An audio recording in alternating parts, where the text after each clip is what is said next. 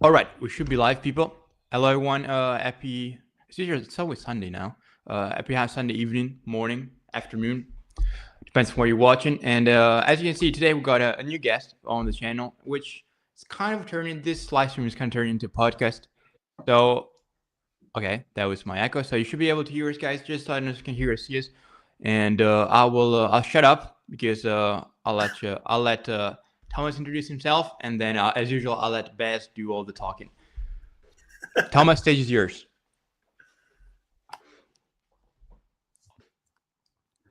Okay. Was that a mute issue or? No. Yeah, just mute. Yeah, you should be Okay. good. It should be good. Okay. Well, hi everyone. I'm Pokemon. Yeah. Sorry, I'm getting some sound feedback that I'm not sure why. Oh no, technicalities, people. Yeah, let me just Happens. mute myself on my own screen for a second. So I'm Pokemonster. I'm a YouTuber. I've been doing YouTube for about a year and a half now. I collect mainly Japanese Pokemon cards, but I used to do English cards, and I recently have been getting back into English cards, adapting. I always preferred the Japanese cardstock since a few years ago, but obviously, as someone who's in the nexus between collecting and investing, I can't ignore when, even if it's something that I don't necessarily like as much as Japanese, is going up. So yeah, I would say I'm predominantly Japanese focused, but also do a bit of English. And then yeah, I've been looking at other languages coming in as well, simply like Chinese, but not dabbling in it seriously. Mm-hmm. That's interesting. That's it. So yeah, when talking about other languages, so referring to like Eastern languages, so Korean, you said Chinese, so on and so forth, or like European languages. Yeah, sorry, I'm getting a sound feedback issue. I might come back. I might leave and come back if that's all right. Basically, Okay. when you say something, it repeats itself like 5 seconds after. Have you guys had that before? It's probably me because 'cause I'm new. Have you muted like the are you do you have the YouTube live stream on? If you've got the live stream on, then it is usually a few seconds behind. So if Yeah. you've got both going at the same time, you'll hear us on StreamYard as well as YouTube, but Yeah. the YouTube is a few seconds behind. Okay, finally, Just I fixed it. Okay, sorry. I okay. forgot that I had your live stream open in a different window, so I was like, "Oh, it's You just can this just mute. thing." You can mute that window. Yeah, on just mute the, it. Just mute it. But You Oh, can- no, it's fine. I've just closed it because it's live on your YouTube anyways, right? So yeah. yeah. I just yeah. less Okay. less watch time for me. That's fine. Yeah. That's fine. I'll forgive Sorry you. about that. Can you say that again, the question? Yeah. So when you say other languages, you just meant other Eastern languages like Korean, Chinese. So yeah, I mean, I don't actually have a significant amount of them. Okay. But I have like 2 boxes of traditional Chinese and simplified Chinese. I have 3 boxes when it first came out. Okay. I actually grew up in Switzerland, so my first exposure to Pokemon cards was French cards. Okay. So yeah, that's what I mean when I say I dabble, but mostly it's Japanese and English, like 99.9%. Okay. Just for the fun of it, I guess, for the sake of Yeah. it. All right. So people, I guess we introduced Thomas into the people of the internet know him, and should we, as we have an expert, should we just talk about what is going on with the Japanese market now that it's actually moving? So I would say, people, and if the chat want to give us their opinion as well. Do you think it's going up because of what's happening with English? So people are just, spending out money into Japanese, so they're pouring money into Japanese again, or do you think it just demand coming from, I would say Japan, so it goes up in Japan and then obviously it falls here because it's all imported? What do you guys think? Or no, because I'm sure Thomas knows more than I do on the matter. I'll let Thomas take the lead on this question, and then I'll follow up with my thought. Because I just talk too much. I want the guests to have their say rather than my rants. But Thomas, if you go first, then I'll follow up if I've got anything to add. Yeah.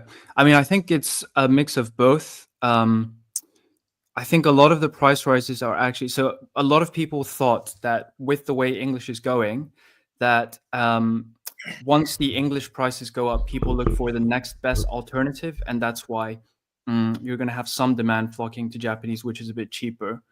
From what I'm seeing, actually, the UK prices for Japanese are not going up as quickly as the prices in Japan are on their own. So I think that rebuts that in some way. I'm sure that there are some people that are going to Japanese now because they're seeing actually the prices are going up in Japan. That in itself is going to make people in the West who previously had Japanese go to Japanese. But a lot of the price rises I'm seeing are actually happening in Japan, and like, boxes selling out on the Pokemon Center. And I think it's happening there. And then I'm seeing some slow reactions here. Now, it may be different in the US, because even with English cards, I feel like the price rises are going up higher in the US than in the UK. So I haven't checked what's happening with Japanese cards in the US, but that may also be going up. But in the UK, it seems to be slower. And I actually don't know what you guys think. I feel like the continental European market demand for Japanese is stronger than English. Yeah. Whenever I look at eBay solds in Germany, Italy, and France, they a lot of the time seem to be a lot higher than in the UK. And one of the reasons for that might be people's interest in Japanese, but it might also be supply chain issues. So I don't know. You tell me about that, Barrett, about how easy or difficult it is to get Japanese in Italy. Yeah. So I don't. Yeah. I don't know, Beth. Did you want to add anything on what's your take on it? And then I'll give you my what I know about because I know a bit about the Italian and Japanese market, as you mentioned it. I don't have too much to add to that. I think what Thomas is saying is pretty much very accurate. I think potentially there is the issue with supply chain. I think having ordered stuff from Japan directly previously, prior to getting somebody in the UK that actually supplies me direct now, and they do everything. They handle all of the importation, the duties, the VAT, and all of that. It takes a lot of risk out of somebody like me being able to buy from them. I'll pay a small premium, but not as much.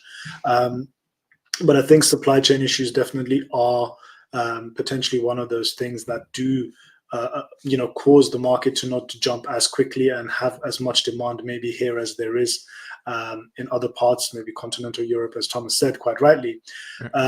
But also, I think we do have the privilege, and to tie this into something we were discussing on the Discord recently, is that we have the privilege in Europe. And when I say Europe, I include the UK within that sort of greater zone, right? We do have the privilege of seeing what other markets are doing and how they are going up in terms of value and in terms of popularity and demand prior to it happening here. And I use that example, and I know we're talking about Japanese specifically here, but when we saw in the UK, and I mean, I've been talking about it all of 2024, Brilliant Stars, Chilling Ring, Astral Radiance. I was talking about these Fusion Strike, and we had them available on the Pokemon Center way before, for a long time, whilst they were not available in the US. So demand is generally much higher there anyway when we go to US and Canada. So potentially maybe it's just a demand issue, maybe it's a supply chain issue, but also I think we have the ability to, and I think that it's a strong indicator when we do see demand going up and prices rising and popularity increasing in the States, that it has a knock-on effect. Remember, the other thing as well is that we in the UK and in Europe in general, although there are a lot of creators from here that do create content about investing, about pack openings, box breaks, all of these different product reveals, there is a hell of a lot more across the pond in the US and in Canada. So naturally, you have more people producing the content, more eyeballs on the content, which drives more demand. I mean, we can still get stuff here. Like, I mean, you guys don't have the privilege of Pokemon Center, but we do, fortunately, in the UK. And even though it is still very difficult and we have some of the issues that they do have in North America, we have a lot less. I was able to get 2 prismatic ETBs. I was able to get 2 Journey Together ETBs and stuff like that. So when we do that comparison with across the pond, I think we do have the privilege of a lag in terms of the demand and the price. But with Europe, it's difficult for me to say because obviously I'm in London. So it's I'm not able to really indicate exactly what it is. However, it's very interesting because you were telling us about Lost Abyss a few months ago, right? You kept saying in the Discord, buy Lost Abyss, a great investment, good investment. And I was being offered Lost Abyss at like 65, 70 Yep. pounds a box. It was And then so cheap. yeah, it was so cheap. And then you were telling me like it's approaching 100 euros in Europe, and now it's above 100 Yep. euros. Yeah, now So it's 130. 130. 130. So I don't know why that is the case in Europe, but maybe you might be able to tell us better because you've got a better idea on the European market. So just wanted to highlight, Thomas, we got a fan in the chat, as you know. I can see. Hi. But yeah, as Bonnie Tastic, so I would say Max, right? Bonnie Tastic, if Yeah. I'm not mistaken. So, and as you were saying also, Thomas, about the Japanese cards in Italy, Germany, and France. So I can talk about Italy, obviously. So regarding auctions, so what I can say is the cost, and I shared this in the Discord the other day actually. So the cost of starting a business there's like a map of I shared a map of a cost of starting a business in Europe, including like Europe, continental Europe. Italy is the most expensive country to start a business at. So that also reflects on the cost of running a business. So that's why Italian stores will have some of the highest prices in Europe, because the cost of running a business is very high. And as the map said, like the data said, it is the highest. Now, when it comes to auctions, though, I mean, it's an auction, so everyone should participate, and everyone should participate in the European Union. So I want to say, I want to add on it. Now, I know Italians and how they are. And that's why my channel is in English. So that's all I have to say about it.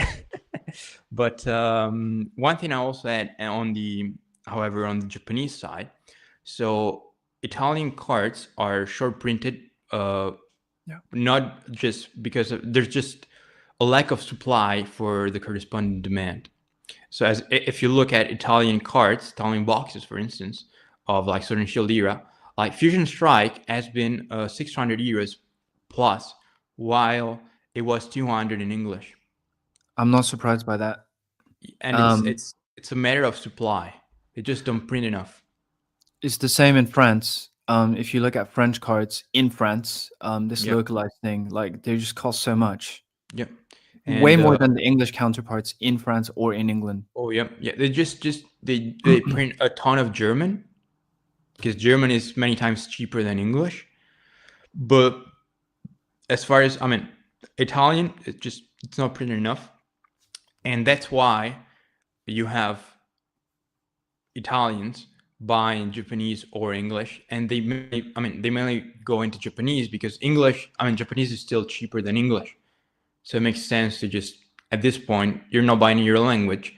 So it makes sense to just at least get the cheapest version of the card, which also, to some people, I do think it is the case. It's when it comes to the artwork, to the cardboard quality, it is superior to what we have over here in the West. But that's all I know about Italian and Japanese. They just like it, and I think what you say is right. Americans, they just I don't know why they just don't like it as much. Could be because they just want to stick to English. Some would say because I want to read my cards. But it's actually quite interesting, because most people that I do speak to from the States, that whenever the Japanese conversation comes up, it just generally tends to be, I like to be able to read my cards, which is fine. But if you're a collector, are you really collecting the art, or are you collecting the language? For me, the artwork is the artwork. You know, whether you buy a Moonbryon in Japanese or whether you buy it in English, it's still a Moonbryon, right? You just happen to get better cardstock from the Japanese side.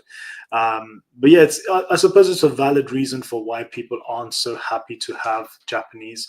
But for me personally, I have a preference for it. I just think that the quality overall, in my own anecdotal experience, has always been better. I mean, 151 as an example.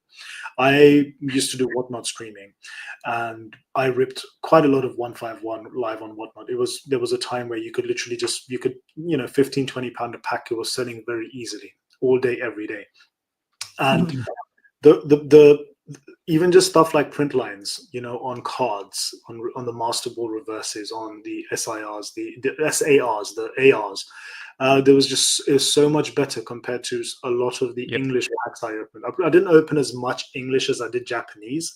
I probably went through several cases of Japanese just on Whatnot, but the quality overall from what I handled across all of those boxes was way better than just I opened literally a UPC of 151.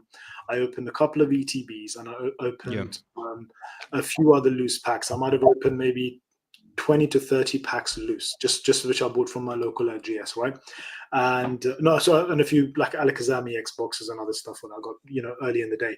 And even though I ripped a lot less English, the Japanese, and I'd ripped, you know, maybe 5 to 10 times more in Japanese, it was just way better. So when I look at that, I think to myself, I can get this product cheaper. The quality is better. Yeah, I can't read it in English, but it's just so much more of a superior product. So for me, in my mind, it just makes sense. And this is why I put 10K into Japanese 151. You know, those cases that I bought, those 10 cases, was for that reason. It was like, well, if I'm going to invest in this set, of course, you know, English has done really, really well, and it's going up exponentially. But the reason I was more comfortable buying into Japanese, because I knew that the quality overall is better, and maybe it's not going to have as much exponential growth as the English version, but I still see that there is a lot of you know, potential drive upwards on this set in Japanese. And the other thing I also wanted to add is, I don't know whether everybody thinks like me, but when I see a set and I see the equivalent English set with extremely high prices, and I can buy the same thing in Japanese at a third or a half of what it cost me to buy the English, it makes sense for me to go and just buy the Japanese, especially if it is for an opening experience. Now, most people open. Remember, not everybody's a collector, not everybody's an investor. A lot of people just buy the packs for the sake of opening and enjoying that experience, right? And for me, it just like, I'd rather buy Shiny Treasury X, you know, because I could get the boxes at 28 to 30 pound each box. It was the same with 151 at one point. You know, when they did the reprint and the restock in Japan, that was the time I bought those, and I, you know, obviously opened a few boxes myself as well. But it just makes more sense that, you know, for me anyway, like I'm getting the same thing, better quality, and at a much cheaper price. Plus, can we just say that Japanese boxes, artwork wise, are just much better? 100%. Just cool. They just look better. I mean, I see Thomas smiling. I mean, yeah, I mean, like, a lot of. I actually think. Sorry, go ahead. No, I was just saying, I actually think the English side does okay with their own boxes, because usually the box art is illustrated by a Japanese illustrator. So if I think about team up booster boxes, for example, the front end, you've got the Pikachu and Zekrom, which is the same as in the Tag Bolt. I'm just trying to think of more recent ones. Surging Sparks, the Pikachu at the front is the same Pikachu from the Japanese box. So I like both of them, to be honest. There are some that I really don't like when they're purely English, and I might get roasted for that. But like Call of Legends, for example, amazing set, and the cards in there, because I think, if I'm right, the cards in there were not released in Japan. But the pack art, the Pokemon just look a bit derpy and off. I don't like it when it's like that, basically. Yeah, but plus it's also nice and compact. Like, it doesn't take much space, and it, you know what the problem with, in my opinion, English boxes, they're just so fragile. Like modern boxes, like packs moves, and they move a lot inside the box, and they're I'm afraid even when I look at them, I'm afraid they're gonna get damaged. I mean, the That's worst thing is the line. Like, you know, when you've got the seal, it's got the line that goes around it, and the one Mhm. that's on the bottom bit. Like, whenever I move my boxes and they're face up, when I move them around, like, I'm always scared of scraping that little line. Or sometimes it's got a bit of excess plastic, so you feel like if you move that plastic a little bit, it could open up the entire thing. Yeah, So yeah, but that's always a bit scary to me. yeah, but yeah, shout out to Body. But yeah, Wishniki is it does agree with you, Bess. But I do think that, like, they're gonna open Japanese like packs, but using sealed boxes, because Japanese packs are easily weighable. Correct me if I'm wrong, Thomas. They are, Yeah. but also the big problem, and I don't know how much you guys have looked into it, is Japanese boxes are very easy to reseal, Oh yeah. because the shrink wrap. Sorry, is my sound still coming on? Yep. yeah, Yep. yeah, All good. perfect. The shrink wrap doesn't have any sort of pattern on it, and like Max Bonitastic, who's watching, me and him always complain because Pokemon have a Pokeball seal for the English side, and they're starting. I think they did some for the simplified Chinese, even though the simplified Chinese started out without it. It just feels like they're too slow to react, because when Japanese started to get really popular towards EV Heroes and sets like that, that's when you started seeing a lot of the resealing on the Japanese market. They tried to do something to change it by adding in the strip seal. Right. But then, so everyone got really excited about that because they thought that was a foolproof way to stop the resealing. But when those boxes came out, people found out that the way that they build the boxes on the side is different now. So actually, the strip seal doesn't mean anything, because you can just open up the box from the sides, take out the packs, put in new ones, or take out the packs and weigh out the SR one, and just re-glue it on the sides. And like, you wouldn't know if you can reshrink it. And the most difficult thing with these things is that I think it's easy. It's probably easy if you're experienced to tell what's a resealed shrink wrap once it's taken off. But whilst it's on the box and feeling it, I feel like it could be quite difficult to feel it out. But to prevent that, you also have to look at not just the box itself, but the other things that go with it, which is when you're buying it, who you're buying it from, and things like that. But Yeah, by the way, guys, just to illustrate what Thomas is talking about, I've got a box here, and this is was one of my first concerns when I bought 151. And what Oh wait, let me. So this is an open box, okay? And you can see here, this is where the seal would have been, right? Now the problem with it is, on this side of the box, it's open. So this can pop open. You can pull out the packs, weigh them, whatever you do with them, put that back on, and the shrink wrap can go back on. So you don't even have to take the pull tab off. This bit at the front that I've already taken off, it doesn't have to come off, because you can literally just pop the side of the box open like this. Yeah. In fact, I'm going to do it now because this is an open box. You do that, and then you have access to the packs, right? And then if you're able to, you can just pop that straight back in, glue it up, and it's done. So yeah, you're right. How come you're such an expert on it? Oh, bro, because you know, on my whatnot streams, I was scamming everybody. No, I'm joking, but no, I noticed, because on a few of the batches, because obviously I was streaming, I needed to get product. If you don't have product, there's no point streaming, right? It's a waste of your time. And one of the orders that I made initially turned up without any shrink wrap. Okay, so the guy ended up refunding me, because this was when I was new to buying product from Japan, and these were coming directly from Japan as well. And the other problem was that you don't know who to trust, because unless you've got some kind of history with them, or you've met them, or they've been recommended by another friend or another streamer, it's very difficult to know who to trust. Anyway, so once the transaction was done and the package arrived, I noticed there's no shrink wrap on it. So I got onto the phone immediately. I contacted the guy and I said, listen, I assumed that these were going to be seal wrapped. I have to rip these open on a stream. People are going to expect me to pull up the shrink wrap. What do you want me to do? Like, I can't do this. He goes, look, listen, they've not been tampered with. I promise you they've not been tampered with. I'll give you a refund. I'll give you part refund because of the fact that they didn't have the shrink wrap, because the guy wasn't actually here. He was here, but he had them sent from Japan direct to me. So he goes, I didn't know this was going to happen, blah, blah, blah. And I said, you know what? I'm taking a large risk here. And when it came without the shrink wrap, I noticed that some of the boxes, they seemed really loose on the side.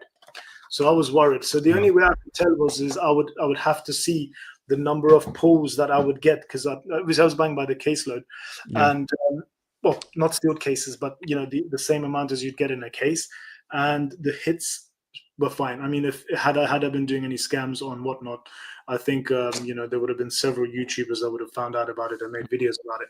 But luckily for me, I didn't receive anything that was tampered with. But I could see immediately, once the shrink wrap was off on the box, how easy it is to manipulate. Because the same with an English booster box, if you were able to replace that wrap, it literally just pops open. Because the bit at the top where it kind of bends so that you can make it stand up, that on most booster boxes it collapses anyway at the top of the booster box, right?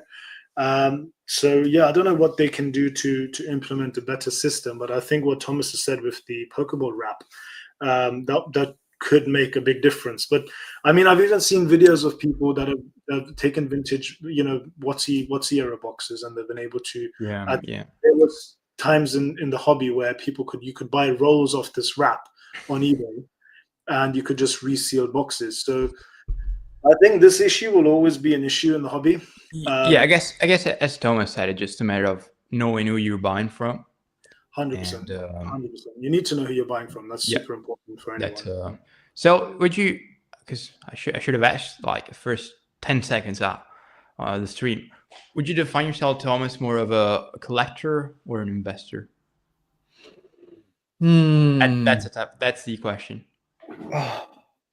I think I'm primarily a collector. Because I will never buy something. Well, I will never buy something and sell it all, if that makes sense. I always make sure I have at least one of them left. I actually see the enjoyment in collecting sealed product, but then if I think about what's driving that enjoyment, one is looking at something that's unopened, but two is probably also looking at the future potential of the box. But even when I'm collecting sealed boxes, I like to pick up, especially now, I'm picking up sealed boxes of every set. I feel like if you were just an investor, you wouldn't be touching the really poor Japanese sets that came out last year, Mask of Change and Night Wanderer. I always talk about those two as the really bad ones. But even those ones I have to pick up because I like having the continuity of basically having an entire era of sealed boxes. So I would classify myself still more on the side of collector, but I'm definitely also an investor. So probably 55-45. So like would you say like you buy at least one of each, and then on the ones you truly believe there could be some like major growth potential, you go heavier? Or if you see opportunity somewhere, I have to have a lot of boxes for one set to be comfortable with selling one of them. If I think about how many Japanese boxes have I sold in the last 2 years, it's less than 5. So I don't actually sell much of those. But now that the market is picking up and I'm looking at English, I think I have. And actually, that's why I had no English when I got back into English in early 2024, is I sold all of my English. I sold my Evolving Skies booster box for £140 in 2022. Bastards is shaking his head there, because I just wanted to keep a hold of all of my Japanese boxes with the intention of just holding them. So I think that's the collector bit in me. So what about nowadays? Do you just have Japanese? Do you just buy Japanese, or do you buy English at all? I'm buying English. Yeah, I'm buying English. I probably picked not that much because I have to balance out both. I also went through a phase, and this is again the collector side, of opening a lot of Japanese booster boxes last year just because they were so cheap. It's actually probably even more dangerous when they get cheaper, because you can keep justifying to yourself opening another one because you're buying them at 20, 25, 30 pounds. But yeah, to answer your question, I have been picking up English since April of last year. I've started picking up again. So I started with like Silver Tempest when Fusion Strike, not even Fusion Strike, I think Chilling Reign and Brilliant Stars and the other sets were about 140, 150 pounds. You could still find Silver Tempest for 99 pounds on some just online stores. So that's when I started going back into it, because I really love Lugia. Paradigm Trigger and Silver Tempest is a really good combination of Paradigm Trigger and Incandescent Arcana. So Yeah. Okay, I've probably said enough for this bit now. You guys go. No. I mean, I pretty much bought the Silver Tempest that I have. I have like a case and box, which for me is quite a lot. It's way more than I. My usual disclaimer is I'm broke, but I bought it like for 110 euros, so that's like probably like 95 pounds, depends Yeah, on the that's exchange right. rate. But yeah, if we look, I was thinking about it the other day. I looked at Blue Sky Stream, just the set list. So I looked at Bliss Prime. I was like, okay, there's no way Lost Abyss won't get to that level. It might take time, but there's no way Lost Abyss won't get to that level. And then I look at the Lugia. Let me be right back. Yeah, and then I look at the Lugia, and the Lugia is like the Lugia in Japanese has been more expensive than the Lugia in English. Now they're almost like even. They're almost same price. Barrett, don't you think that there is a crossover between collector and investor, though? Anyway, like with me, I didn't start out as an investor, right? I started out with the goal of having a booster box of every set in Sword and Shield. In fact, it was when I first started, I thought Sun and Moon would be good. Keep the first question up first, Barrett. Let's answer that, and then no, because I think that one is more for Thomas. I think you might know more. At least than I do. I know, but yeah, just wanted to answer the second one because I know. Price? Sorry. Are you saying you want me to answer that question? That's on the screen? Yeah, number one. Do you know anything about or are you biased if you know? I don't know anything about there being any Japanese. The thing is, nobody truly knows. I mean, Thomas might know better than I do, but we just. Nobody has a crystal ball. Like they can decide to do what they like, whenever they like. I haven't heard any rumblings from Japan. You can sometimes get some indicators from people that are on the ground that might be going to local card shops or local stores that sell Pokemon product, who might hint at something coming in stock. But really and truly, in my opinion anyway, I don't think we ever wouldn't really know unless we've had confirmation from Pokemon Company direct. But what I can tell you is I see on the European side, 151 is selling.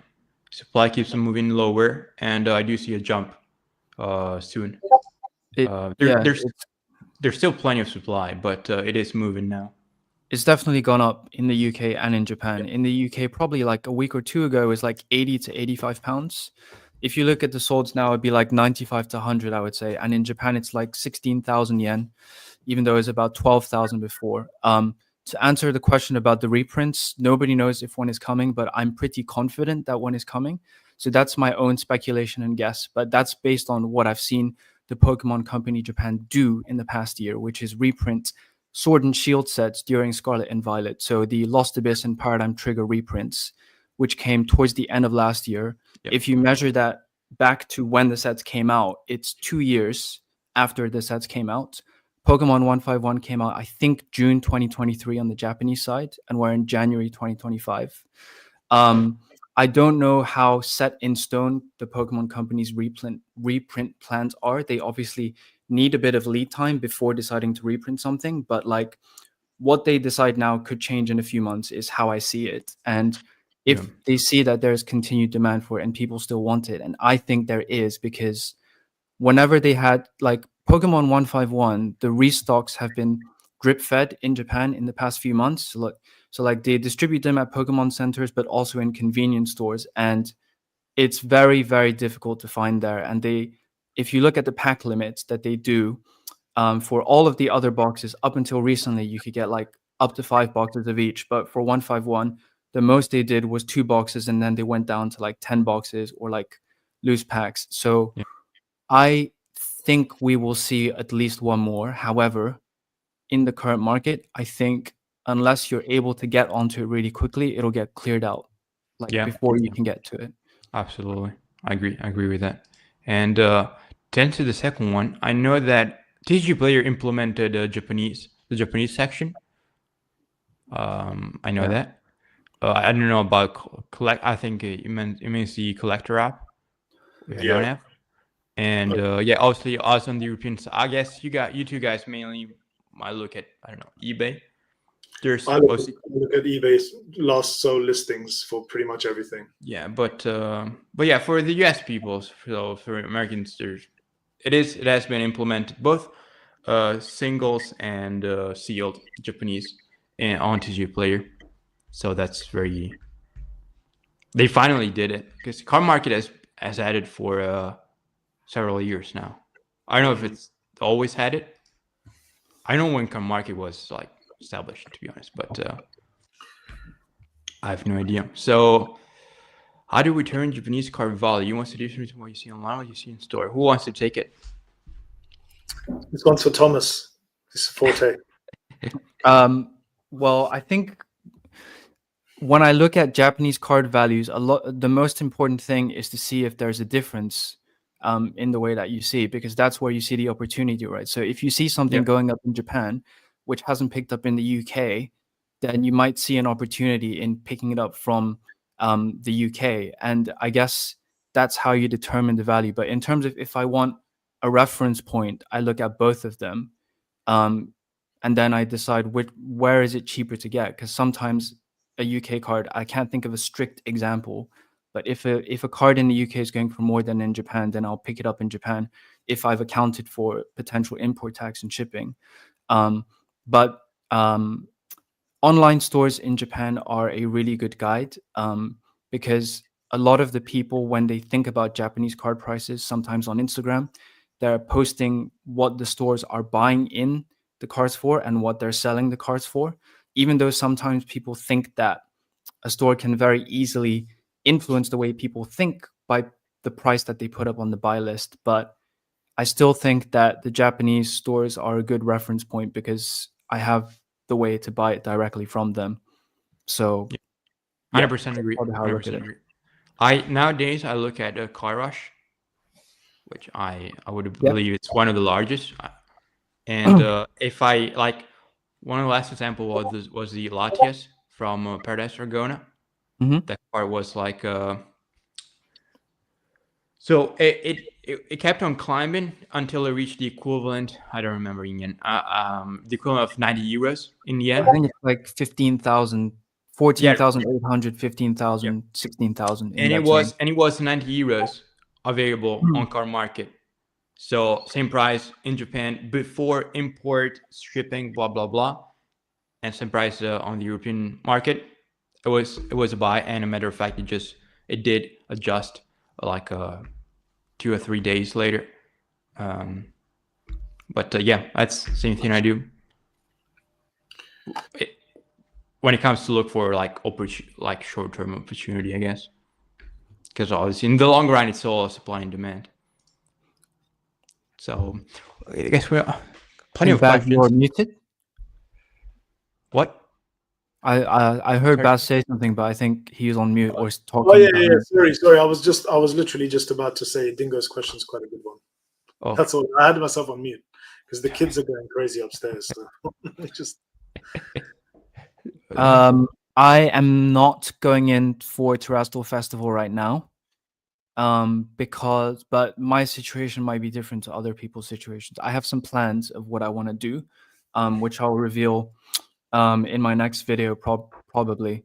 The okay. common thing that people have said about high class sets, which I also say, is that since Shiny Star V, if you look at the last sorts for Shiny Star V, VMAX Climax, V Star Universe, Shiny Treasure, a lot of them perform less well than regular set boxes.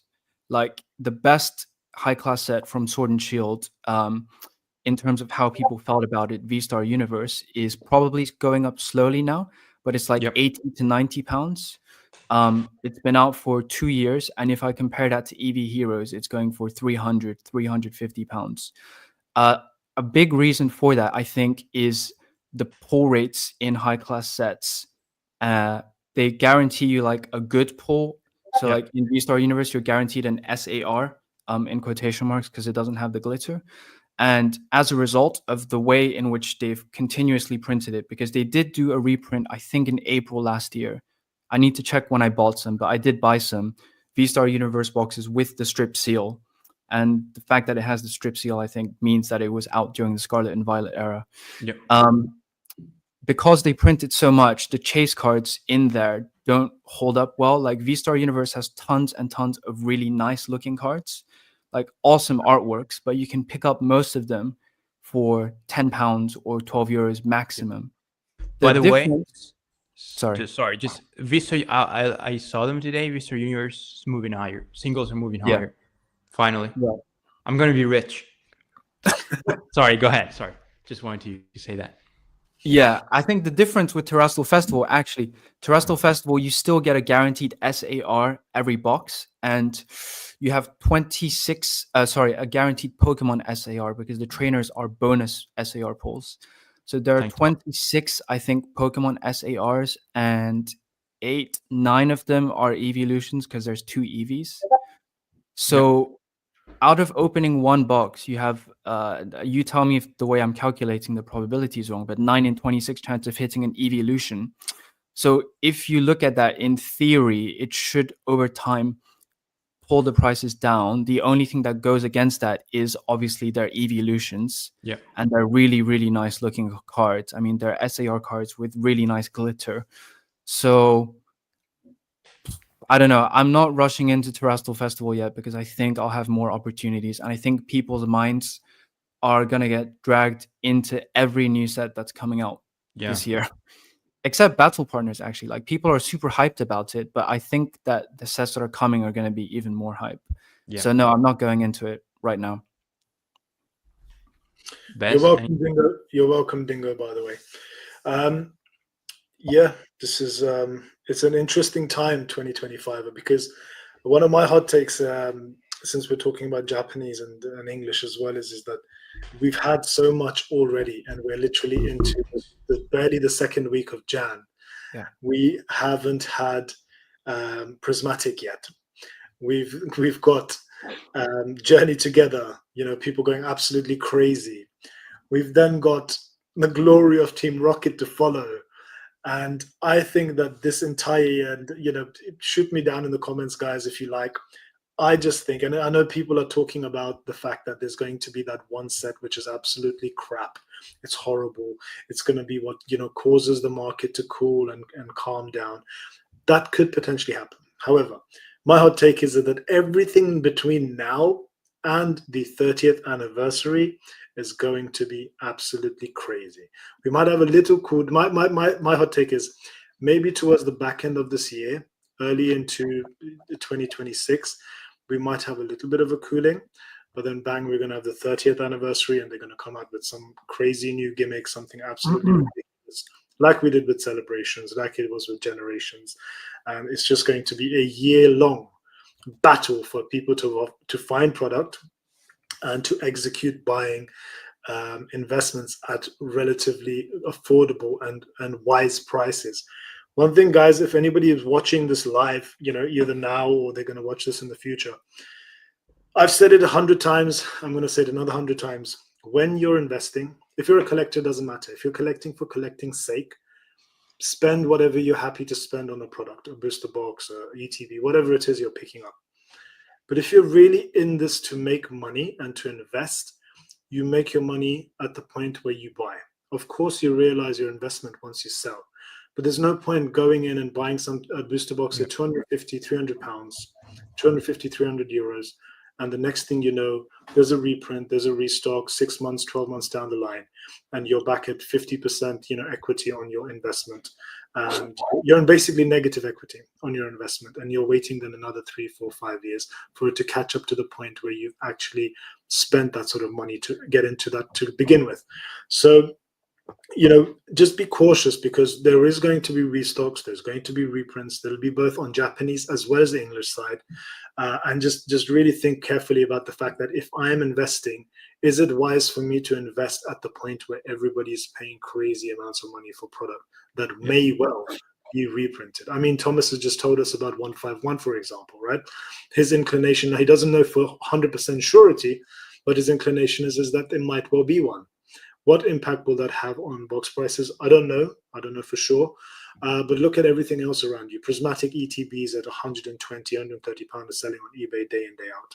Booster boxes have come down a little bit now at around 200, 180 to 200. I'm sure you can pick them up. But even at that price, if distros start getting a huge amount of stock in the next 6 to 8 weeks, those boxes are going to be 110, 120 pounds. And how much are you going to be kicking yourself having picked those up for 180 to 200 pounds? Yeah. I mean, for one, Nostalgianomics said it, and for once I agree with him.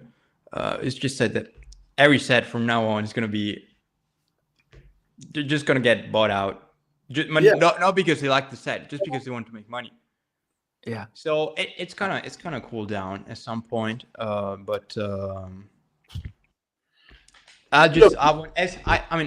watched Thomas' video. I think it was yesterday's video about these insane prices, and I agree with. I mean, we all three have the same opinion on the matter, and I think it just we'll see. I'm not buying anything right now that is. Like, I'm not buying any prismatic. I'm not buying any terrestrial.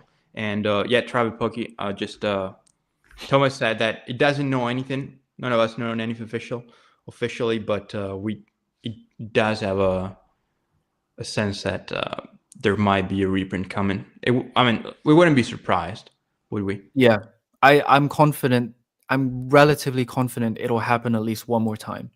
But that's just based on my own feeling, not, oh, I've seen this news, oh, I have an in with a distributor who says it's going to happen. No, I'm just confident based on seeing how they've done things in the past. They've reprinted way worse sets quite far out.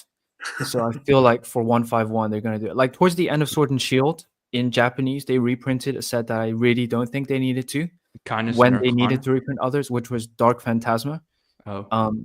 I don't know why they did that, but I mean, I love 151. I love 151, and I think that I'm going off on a tangent now, but just seeing the reaction. Did you guys see the new AR reveals for the new simplified Chinese 151 set and how they're gonna spread it out over 4 sets? They have 4 different new Pikachu AR cards, which all look really, really cool. Yeah. And just seeing the way in which people reacted to that makes me very confident. There's just something about 151. They've hacked our brains. Yeah. And I mean, everyone just gets crazy for it. We got mainly question about 151. So look, an interesting take on this as well is that what difference does it make? 151 is so loved. Even if they come out with a reprint, it's not going to have. I don't think it's going to have a huge impact on the secondary market pricing anyway. I really don't think it'll get absorbed. It will get absorbed by either investors, by people looking to rip packs, by anybody and everybody. It's going to get absorbed. If we have a little bit of a correction, we'll have a little bit of a correction. If you're able to pick some up at a good price, pick some up. If not, it's just going to go straight back up. I mean, or settle at a very close to where it would have been prior to the reprint anyway, within a short space of time. That's just my take on it. I mean, everything's just being absorbed, and 151 being 151, it'll just bounce back. Exactly. In this market conditions, everything is going to get absorbed. Any set. Yeah, look at Journey Together. People didn't even know. There's been 10 cards revealed from the entire set. People like myself, Barrett, I don't have the biggest collection, right? I've got a reasonably good collection. I'm actually updating it on the collector app today. It's healthy. It's looking healthy, like from everything I've put in, right? So I've got some skin in the game. I've been around for a few years. I've been doing this not for decades, but I've had a bit of experience from early Sword and Shield, late Sun and Moon, right? And even somebody like myself had stopped the car while I was out doing work, and I was like on my phone getting the Amex out, trying to to get my 2 ETBs. And I'm kind of glad I got the ETBs. But imagine if somebody like me is doing that. What the average person that hasn't seen this, has just come into the hobby because they've heard about how crazy the Pokemon market is going about this, right? So I think everything is just going to get absorbed, at least for the foreseeable future anyway. So my opinion is, even if they do reprint 151, I don't think is really going to make a massive difference to the pricing. I don't think it's going to make a massive Not difference at to all. the market. Not at all. It just is what it is. Not I at don't all. think they have the capacity to put out a massive wave of 151 Yeah. reprint anymore. It's also true. With the quality of the sets that are coming out.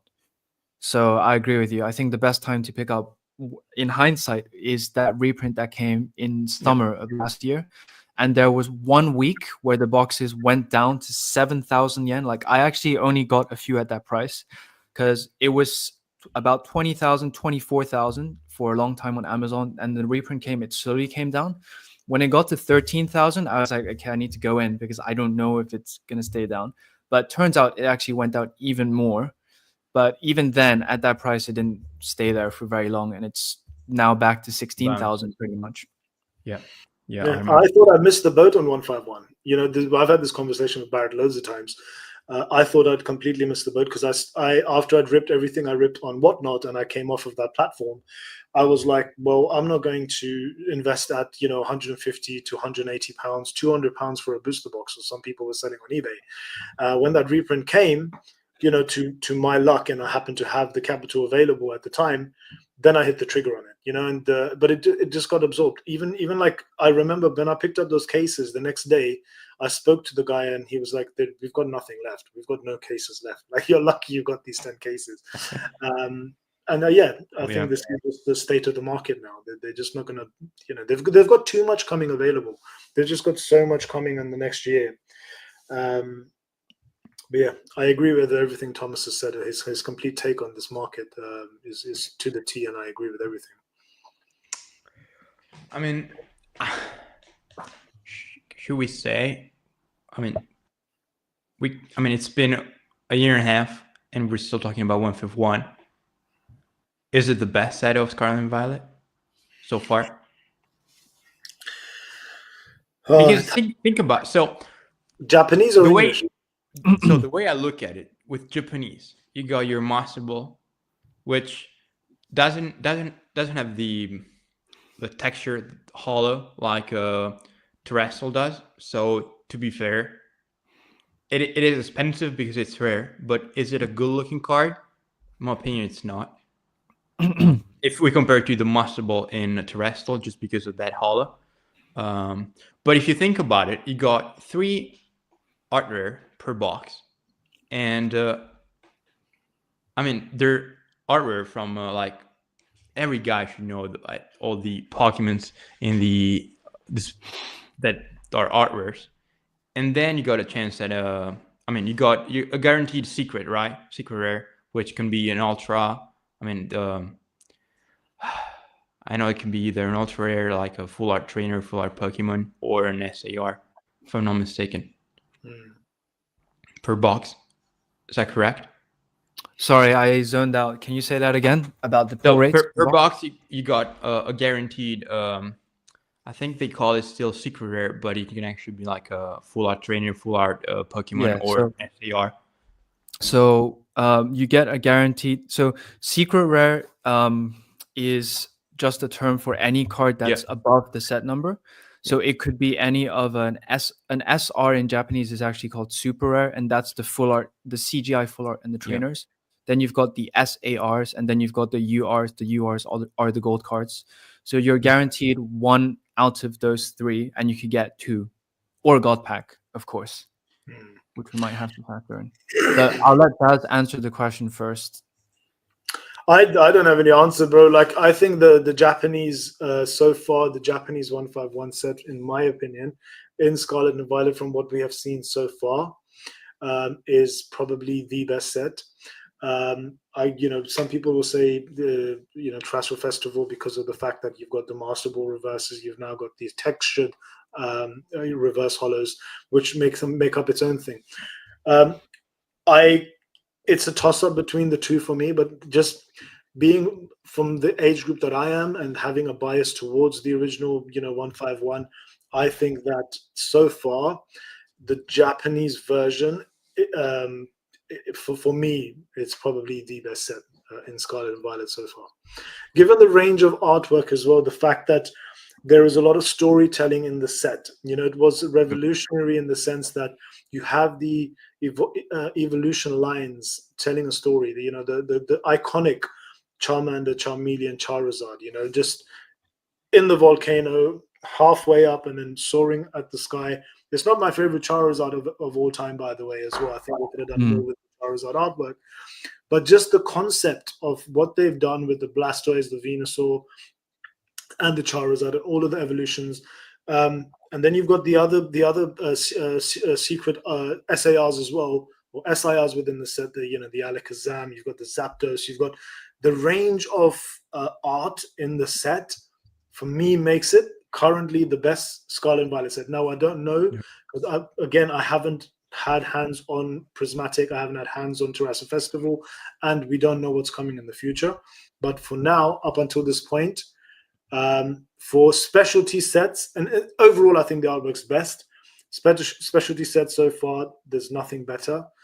I am a bit biased towards Temporal, but that's a completely different type of set identity. But yeah, I would agree that 151 is probably the best set so far. Do you want to go next, Barrett, or should I go? I mean, I kind of said, I think he battles with Terrestrial, to be honest. They're very tight. I think it's like a nostalgia. The other one is evolutions. If you're an Eevee fan, then Terrestrial Festival, 100%. There's no doubt. Like, probably if you're like younger like us, sorry, Bess, you might not care as much about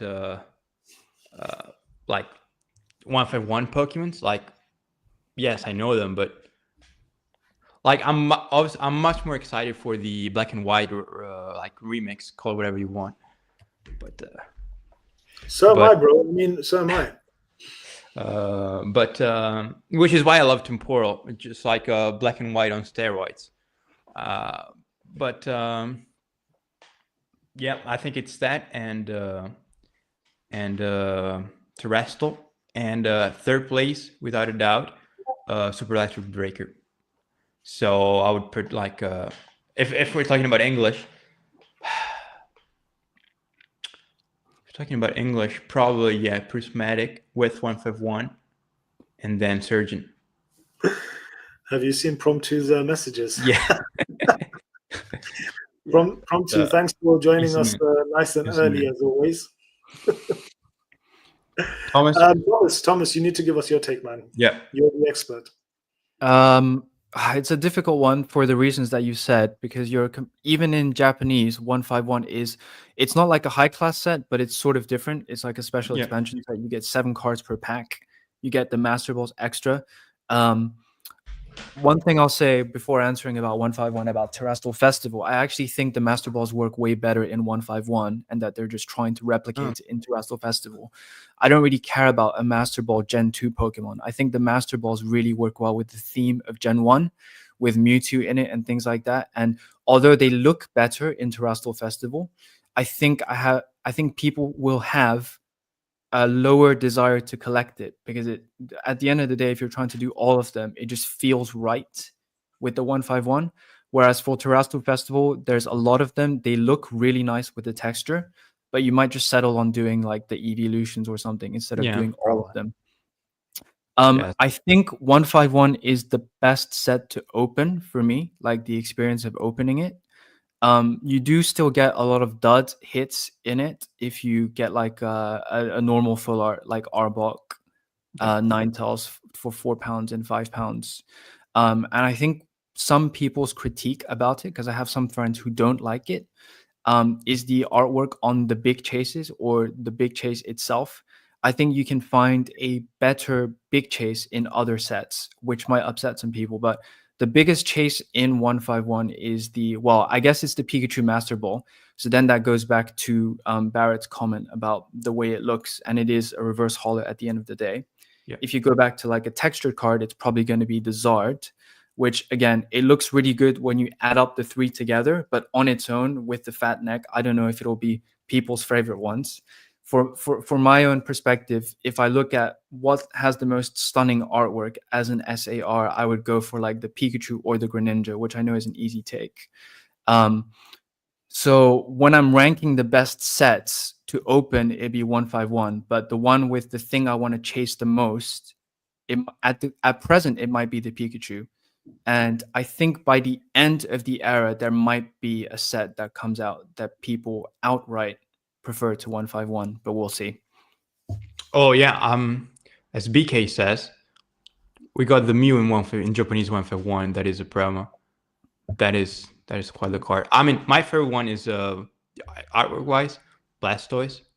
I love the Blastoise. I think it's so. I'm thinking badass. of getting that one signed by Arita because I'm going to MegaCon and he's going to be autographing. And that Arita, yeah, sorry, I'm fanboying over Arita, but that Blastoise, me too. amazing. Go ahead. I'm a fanboy. I love that artwork as well. And Yeah. Dark Ibex also said the Zapdos. That Zapdos Yeah. card art is With the trio. absolutely Absolutely. I mean, they're just the other two birds are just a bit tiny, but that's kind of like the main theme. Apart from the Blastoise, it's the main theme on 1.1 chases. They're just so tiny.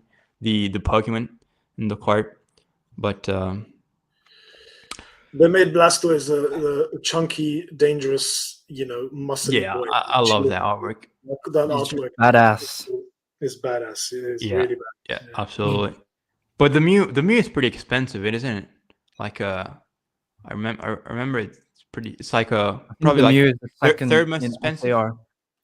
Yeah. Probably third most. Yeah. I think the Gengar Master Ball might have something to say. Okay. But if I'm just talking SARs, the Mew is the second most expensive after It's the up Zard. Sorry. Yeah. Yeah. So, Fancakes says the man Japanese. So, I mean, Thomas, I don't know if you said you haven't sold many boxes. Or you sold slabs, singles? Because I've sold some, and like I guess it all depends on what you sell, and which obviously it first goes to what you buy, because it's hard to sell something you don't have in Pokemon, unless you're a very naughty boy. No, Don't be a naughty guy. Let me hold you there. Have you been looking at the eBay listings for the SARs? SIR, sorry, from Prismatic Evolutions, like the Umbreon, like 4 or 5,000. You were looking at 4. I don't know. I haven't even looked at the listings recently. The last time I looked, it was $3,500 for a card that they don't even have in hand. So you can technically sell stuff in advance, but you're a retard. Actually, I can't use that word. I don't want to. It's a summary. It's a summary You're a of today's scumbag. You're a market. dirty scumbag if you do that. By the way. Yeah. But there are people doing it. There are people doing it on eBay right now. yeah, but I mean, I can tell you that I've easily sold Japanese cards. They just obviously, I tend to buy the most in demands one, like the gold cards from Vista Universe. I sold those within 24 hours, and it was like the 24th and 25th of December. So like I thought people were actually busy with their fans, but no, they were buying cards from Card Market. But yeah, easy to sell. Absolutely, that's my. I mean, everything that it just I think the answer is in the question. If you buy something that is in demand, you're gonna sell it because there's demand. Sorry. Who's next? Me or? Yeah. Baz is starting to pick up the rant. We gotta stop him. Okay. No, I'm not ranting. I think I have been tracking Japanese card prices on eBay UK recently, and some of the SARs are going up. So if you look at the Greninja SAR from Crimson Haze, I think there's an auction on there that's at £246, which last month would have been selling for £150. The Pikachu Yokohama deck promo from the World Championships, that came to a low of about 100, 125. When I look at the solds now, it's about 199. I still don't think that's as high as what it was when the deck first came out. Isn't it? So sorry, you go. Wasn't like a 110 like last week, or like 10 days ago? Possibly even. Yeah, I don't know. Are you looking on eBay right now? Because I always loved that Pikachu promo, so I wanted to get some. And I remember looking at the deck itself, and it was like 130, 120. And it wasn't longer than 2 weeks ago. Yeah. No, sorry, I was saying the 150 for Greninja was probably last month. But actually, even that Yep. was probably last week. Yep. The question though is, where is that demand coming from? Because when the Japanese cards boomed in 2023, the cards were selling on eBay UK, but going overseas to China and Japan. As a result of the prices going up a lot in Japan and them having a cheaper option of buying from the UK. So right now, I don't know what's happening in the UK. I do think there is some increased demand in the UK, just naturally as a result. Once Of people see English. the prices going up, they start getting that FOMO of needing to get in there. The Yeah. sold prices for booster boxes are still really healthy and cheap, to be honest. Even for good sets like Triplet Beat, which is like the good part of Paldea Evolved, Yep. selling for like £42 on eBay. So I don't know, because I don't know what's driving this fully yet. I think we just have to see. The one thing that I'll say though is that people like to pull out statements that exist throughout the market cycles, but they only pull it out when it suits them. So, like what we're saying about Japanese cards being better than English in terms of card stock, that is a constant. It's been Yeah. constant throughout all the market cycles. So when Japanese boomed in 2023, that's one of the reasons people were saying was leading to the prices being higher. But then all the while Japanese cards crashed in the last year or so, Japanese card quality was still higher. So I don't think it's that's going to be causing an increase Oh in yeah. prices. I think maybe people have gone too far the other way of hating on Japanese because maybe they lost money on it, and maybe slowly it's starting to pick up Could be. again. So we'll see.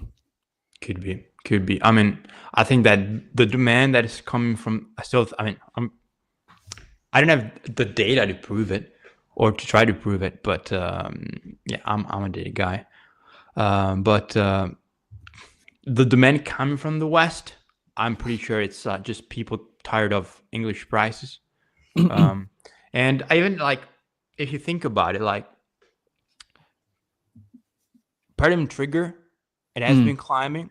Right now it's like what, 75 euros. So that would be like 60-ish pounds. And the chase is like a 250 pound. Yep. Yeah. I love that card. Beautiful. Favorite card. Although the lighting isn't showing it properly. Yeah. But yeah. But so that, and that's a, I don't know. I see. That's interesting that you say that, because now that I look at opportunities in SV, the Greninja is going for over £250, and Crimson Haze is still right now a readily available set. 50. It's slowly starting to sell out, but I was thinking about that because the Greninja is reaching. Well, actually, Lugia now is going up higher. Like the last two sold I've looked at. You know what though? The problem, the difference between the two is that the Greninja from Crimson Haze once was like a £100, £100, €100 card. It was a much cheaper card. The Lugia, on the other side, has always been pretty damn expensive. So now, and correct me if I'm wrong, but I should be pretty much right. Like I might be off by a bit, but and the now the Greninja is like, as you said, it just saw such an increase in price. But and you would expect now the box to follow, so the sealed product to follow. Whereas the Lugia has always been expensive, so now as you would expect the box to follow, which it is right now. As I said, it's 75 and climbing. Boxes are gone every day from car market. I see it on the data. But with that effect, that is going to trigger the fact that, you know, the card is going to get more expensive, so the box is going to get more expensive, so it's like a chain. But I think that's just the only difference between the two sets. That, again, Greninja used to be a cheaper card, and now it's saw an increase, whereas the Lugia has always been pretty expensive, but the box is just so cheap, mainly after the reprint, to be honest, because it has, like, it was sitting there for like 50 euros, so I guess around £50 as well for quite some time after the reprint. Thomas, I know what I it's said been is correct. Should be correct. Thomas, I know it's been over an hour. I'm not sure what your like, if you can stay or if you need to Oh yeah, bounce. people, you gotta go. Just being conscious of. Yeah, thanks. I'll probably drop off now, so I can get my food and prepare for work tomorrow, No if that problem. works. Yeah, that works. Absolutely, absolutely. Barrett, if you want to stay on for another 5-10 minutes, I'm happy to do that. But Absolutely. So, Thomas, Yep. as I said, if you had, it was a pleasure having you, and hope you enjoyed everything. And you're always welcome. And Cool. what else? Just don't buy too much. Don't buy too much Pokemon. I don't think that's possible. Behave. Yeah, it's impossible right now. But Thomas, really, we do appreciate you coming on and being a guest. Thanks for your time. With all your knowledge and time. I really appreciate it, buddy. No worries. Thanks for having me. Brilliant. All right, people. So we lost our Japanese expert. So switching back to English or Italian, I don't know. Oh, so wait, I lost some of the questions. The last one. So it's good. It's good when you keep lose track of the chat. It means we have a great chat. So thank you, people, for being here. Now that Thomas is gone, I'm assuming you'll all disappear. No, I'm just kidding. We're here for the fun of it. I'm Renton Bez. Am I? No, you're not. Let's just read out Cafe and Cakes' question. So Cafe and Cake says, I understand it is easy to sell chase cards in almost any language. But is it worth to try to be smart and buy, for example, cheap PSA 10 Japanese iron leaves while it's cheap? I'm not so much of a singles expert. I think Barrett's probably better equipped to answer this question for you, Cafe. You know what I would say? I would say the same thing that I kind of just in. Right now we have an example, so it's better to work with. It's a matter of demand. If you think that there's going to be demand for it, go ahead. Right now, obviously, there's no demand. How do you know there's no demand? Because it's cheap. If you think it's cheap, at least you see some sort of undervaluation because it's due to a lack of demand. Everything is moved by demand. There's also supply involved, but I've seen it. Demand is much more important in this type of market than supply. Think about the Van Gogh Pikachu, printed like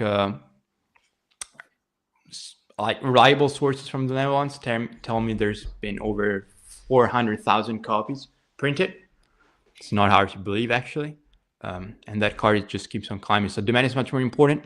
But I don't know. I would probably go with chase cards, like because obviously the chase people want it, so there's demand. I would just go for cards more in demand. And obviously, if there's money in demand, you're gonna pay more. So you need to try to look for opportunity before they start moving, and that's not easy. But yeah, it's I don't know. Perhaps I make it much more complicated than it is, but I'm an overthinker. I like to have all my boxes ticked.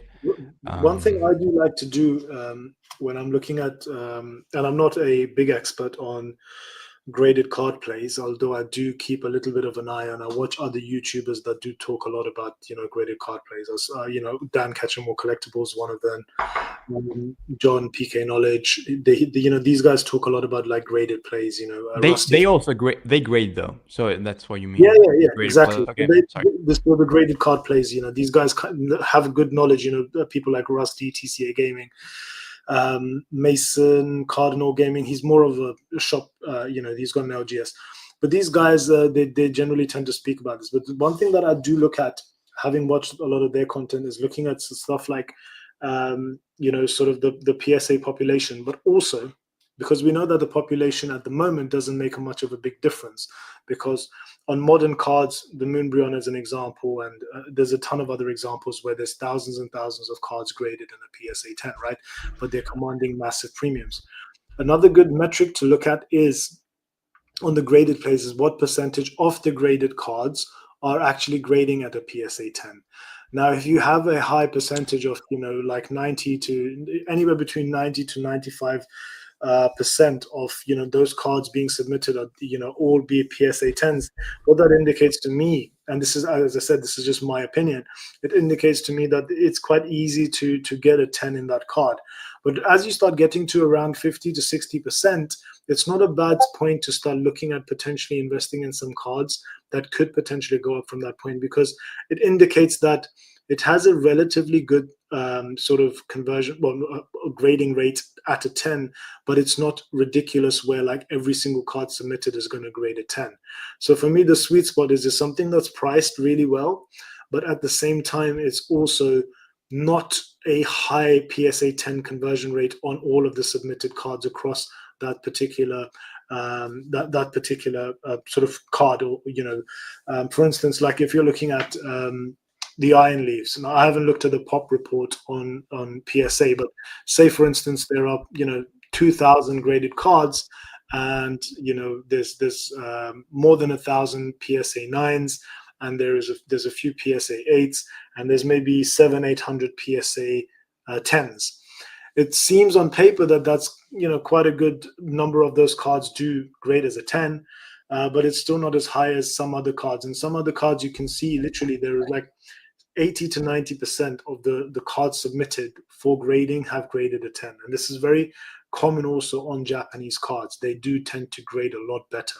Either the people sending them are doing a very good job of assessing or pre-grading those cards before sending them in, or they just are better cards generally, so they will just grade better. But I think that sweet spot, if you can find something where around 50%, 50 to 60% of all submitted cards are grading 10s, then it's not a bad shout if you think that there is going to be potential demand for that particular card. Son of a Merc, welcome in, brother. How are you doing? Hope you're good. I'm a bit confused. I lost. I think I lost the part where you asked the question. So I'm confused by what comparison, like what we're comparing it to, the part of Visa Universe. I don't know if you remember. I heard a comparison made to the Vista Universe timeframe in Rob Burns, where the next few sets after SV were pretty expensive until they weren't. I'm not sure I understand. Is this? Yeah, is it I asked him, so I don't know if he's still here. But if you are, just if you could ask, I would believe he's compared to Vista Universe, and then SV sets compared to something right now, maybe Terrestrial, or maybe Terrestrial and all the newer sets. I don't know. I don't know if you can expand on that. And also this one from Jumbo Slice. I'm a bit surprised that Japanese box can be bought for 100 in the US. I guess they'd be bought up when everything else goes out of stock. Bess? I'm a little surprised Japanese 151 boxes can be bought for 100 in the US. Thought they'd be bought up and everything else goes out of stock. Yeah, they probably will get bought up. There's just been too much other stuff that's coming, newer stuff that's coming available. There's just, think about the market in general, Jumbo Slice, right? We've had the hype of Prismatic. We've had the hype as well, Surging, Prismatic. We've had Journey Together now. We've got Rocket coming up, Black and White. There's just so much that we're looking forward to. It's almost every other week there's something new. It feels like we're just, as an investor, you're just buying. Sometimes it is easy to take your eye off the ball and perhaps miss the fact that this box is at $100. But I'm sure they will at some point go out of stock. I mean, if there is the reprint like Tom said, Pokemonster said earlier, and sort of we're talking early summer, then that could maybe have some impact on the pricing, but I think it'll get swallowed up. It doesn't matter how much of it gets printed, how much of it's available, it will get swallowed up. But I think part of the reason why maybe these boxes haven't gone out of stock yet is because there's just been so much other stuff going on in the space. And the problem is a lot of people in the space are very tunnel vision. So whatever content they're consuming, whatever they see their next big favorite YouTuber on YouTube talking about this set, that set, this part of the market going crazy, Surging Sparks, Prismatic Evolutions, Journey Together, and then everyone's focus sort of shifts just towards that one thing. But yeah, I think at 100, I think also like hundreds is a weird price point because it's a It's price point. psychological level. Yeah, it's a price point where I wouldn't want to be buying it at myself. So I don't know. So speaking of 151, so that's European supply for. Wait, yeah, you can see it, right? Yep, I can see it. Yeah, it's so here, that's it's here. European supply. As you can see, I've got data from May of 2024. So what you see is a spike after the reprint. This is a reprint, and then it just kept them going lower. So now this is not confirmed sales. You can assume some of them are going to be sales, some may not, but it is safe to assume some will be sales. So what does this mean? So when you're looking at this chart, what should you be wondering in your head? It's simply that as everyone keeps talking about it, there's demand, and you see that there is demand. There has been demand over a year now. Like these obviously like 7 months of data, but we know what happened before the reprint, and now we know what happened during the reprint and after the reprint. People want it. People keep on buying it, and I do have price, but if you were to look at what prices was doing while we were here, prices was steady at like 100. So people were still buying at 100 euros per box when this retails for just like the other sets, 5,400 yen. That would be like 35 euros, 40 euros. 40 euros, yeah. 30 pounds basically. So look, it is a set that there's demand. There is demand. You can assume there could be demand. So even if a reprint hits, there could be demand, and especially as we talked about in the with the market condition we are right in, there's going to be demand 100%. I think also the one thing we've missed in all of this conversation, Jimbo, is that 151. And if you were here earlier in the stream, you would have heard what Thomas Pokemonster was saying. By the way, Thomas was saying, thanks for having me. It was a pleasure having you on, Thomas. Oh, yeah. You're welcome anytime. But to come back to Jimbo's, your assessment of the fact that it's in the US, okay? And we already had this conversation earlier on in the stream where for some reason, Japanese product is just not as popular, or maybe there's not as much demand in the States for Japanese product, right? So that maybe could be another indicator, or maybe, I don't know for sure, but maybe that's maybe one of the reasons why potentially that the product is still available. But I know that in the UK and also in Europe, as Barrett just pulled up that chart, that was a supply chart, by the way. That wasn't a price chart, guys. So that was supply. You can see the supply at the beginning of the chart, and then it's slowly making its way down up until from thousands of boxes down to hundreds of boxes. So the demand is here. Maybe it's just not the same in the US, unfortunately. But remember, so that's a good point. However, as I always say with Japanese, at the end of the day, we're all, and also with English, we're all people that like Pokemon. So to some degree, obviously, some level of let's say deviation, call it whatever you want. You could expect pretty much the same, at least the same trend in supply over in the US and wherever in the world, because we're all people. So to some degree, you could have some margin of error. You can expect that. But yeah, it's 151. Bess, do you want to wrap it up? I know you're a busy man. Let's wrap it up, bro. Let's wrap it up. Awesome. So people, as usual, thank you for joining. Don't forget to check out Thomas' channel. It was a pleasure having him, and I'll try to bring him again on the channel. It would be my pleasure. Like videos. And as usual, do the same for us as well. Yeah. Absolutely. Be a dirty beanbag and not like and subscribe. Did you like that, brother? I came up with this idea that I'm going to call people that watch my channel beanbags. I just thought it was hilarious. Just part of I won't comment on that. And me on the Discord, guys. By the way, if you're watching and you're not part of the Discord, join the Discord. What are you thinking? You know, this stuff, this data. There's a lot of stuff. There's a lot of very useful information in the Discord that is actually valuable. That and a growing community. There's so I know I made it because the other day I silenced the Discord. Because I was getting too many notifications. I was like, okay, that's it. So I'm pretty happy about it, to be honest. Keep it going, guys. The community is every really day. good. It's really, really good. The guys on And, there are fantastic. Yeah, it's a fun place to hang out It at. is. And yeah, I'll try to bring on more guests. Obviously, Baz is number one priority in my life.